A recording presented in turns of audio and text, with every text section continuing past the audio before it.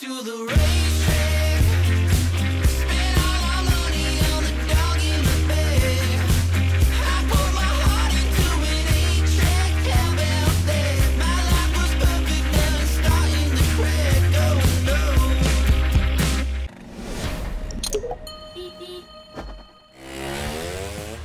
Welcome to another episode of Custom Scooter Creations, and today we have a very interesting guest here. Could you please introduce yourself? Ancilotti Alberto. Alberto Ancilotti from Florence. They built up the Sprinter, the Super Sprinter, and he rode it, and he did the world record of top speed of 172 kilometers per hour at Elvington in 1966 in England, which it was an airport closed, and they did the Sprinter on the track. So world record back in 1966. Very cool. Can you please tell us something about your scooter? Just chosen the Lambretta frame because it was closer to a motorbike.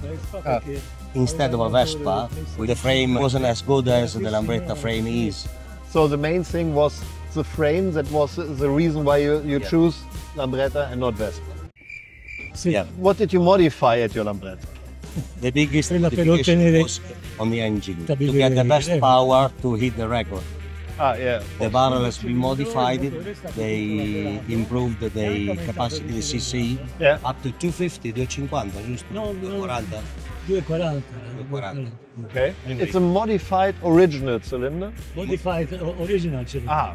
The port is very wide, and they did a traversino, which is a reinforced, welded by his father.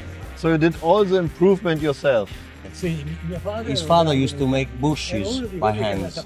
For example, the front sprocket has been made by hands. His father was very talented, so they teach them, him and his brother, how to work with mechanical parts. Do you know which horsepower did you reach? It's hard to get because also the engine is in points. So, but we know the top speed, which was the record. 172. 172, very fast, back in 66. Definitely. And you have very interesting details. Can you tell us something about the exhaust? La marmitta era fatta. It's a concept of a suspension chamber that, they have tried to get the more volumes out of it. Following the Lambretta exhaust shape. This is where the modern AF Clubman exhaust or the new SIB or BGM exhaust come from.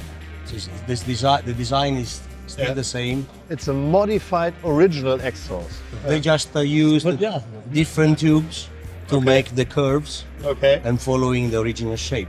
This is very interesting, because these days a lot of people like box exhaust. But this box exhaust was built in 1966. So nobody invented it today. It was invented many years ago. What kind of carburetor do you use?